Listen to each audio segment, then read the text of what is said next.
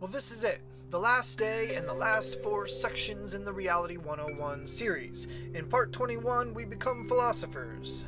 Philosophy continues the human mind's descent into itself, asking questions outside of divine judgment, making proposals and propositions about humanity, from humanity, and to oneself. First, we might ask, where do our values come from? Nihilism argues that life is without objective meaning, purpose, or intrinsic value. Ouch. Objectivism is the idea that human knowledge and values are objective. They exist and are determined by the nature of reality to be discovered by the mind and not created by it. And last, existentialism emphasizes the existence of the individual person as a free and responsible agent, determining their own development through acts of the will, giving meaning to life and living it authentically. It's true that nature cannot and in fact refuses to offer meaning. It's what makes nihilism so tempting for some of us. But the capacity for good, the very existence of joy and beauty and wonder and innocence and love, these are not objective truths. In fact, we have the capacity to numb ourselves from experiencing them. We can reject love and beauty, smother joy and wonder, corrupt innocence in ourselves and in others. So I propose the existentialist answer is the correct answer. Albert Camus wrote in his essay, The Myth of Sisyphus, about the contradictions and nonsense he saw around him. He called the world itself a vast irrational and championed what he called the absurd man, meaning a person who accepts reason and evidence as well as the irrational. The absurd man relishes the beauty of the sunrise and the sunset, while simultaneously being acutely aware of the passage of time and the futility of life in the face of death. Then we ask, how does our view of our place in the world determine our values?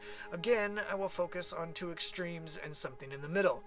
Narcissism is the pursuit of gratification from vanity or egotistic admiration of one's own attributes. Altruism is the belief in or practice of selfless concern for the well-being of others. And utilitarianism is the attempt of a neutral position maximizing the overall happiness of everyone, which does not exclude self-interest. Ayn Rand insisted that altruism is an evil, that self-sacrifice for the welfare of others was immoral. Charity and doing good in the world were okay only when done by choice without claiming moral virtue. We should practice rational self-interest in the pursuit of our individual happiness above all else. Of course, this can only work in the absence of emotion and bias. As we all know, humans are not always reasonable and there are often no easy answers. As you probably know, the classic trolley problem puts you in a runaway trolley with the choice of letting the trolley kill 5 people on the track in front of you or diverting it to another track where only 1 person would be killed. But suppose there's a third option. The track splits in the other direction as well, but this track leads to an unfinished bridge over a cliff, giving you a front row seat to your instant death. You don't have to know what you would do. These are hypothetical questions meant to challenge our thinking. The obvious answer is to search for ways to avoid putting people in these horrible situations, especially weighing lives versus lives. But there's a reason those who lived on would call the person who went over the cliff a hero. Is that person necessarily altruistic, or are they only interested in being remembered as a hero, making their choice, in a sense, narcissistic? It's impossible to say, and I don't think it matters. On top of that, the classic utilitarian is satisfied as long as the trolley gets diverted. Last, I will focus on fate, or destiny, specifically the concept of inevitability, and consider how this affects our values. Fatalism is the belief that all events are predetermined and therefore inevitable. Determinism is the position that for every event, including human interactions, there exist conditions that could cause no other event. A common mistake is that these two are the same. They are not. Some claim determinism negates free will, but it really just deals with cause and effect. So, the more serious the circumstance, the bigger the ripple of our actions, the more we should focus our attention on the causes. Just as with our trolley hero, it is the effect that matters. In this case, it is more important that we understand the causes that lead to our choices rather than whether or not the nature of our brains in the universe allows for free will. As it turns out, though, there appears to be an answer. Mathematicism states that everything can be described, defined, modeled, ultimately by mathematics. The universe and reality, material, mental, spiritual, are fundamentally, fully, only mathematical.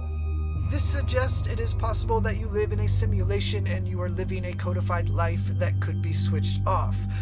Well, you can take comfort that while a simplified version of you and the universe you live in can no doubt be codified and their reality would be simulated, the universe you live in is so unbelievably massive and chaotic and diverse that it is highly unlikely, objectively impossible, that you and everything you can and will experience is simulated. This brings us back to Camus' vast irrational.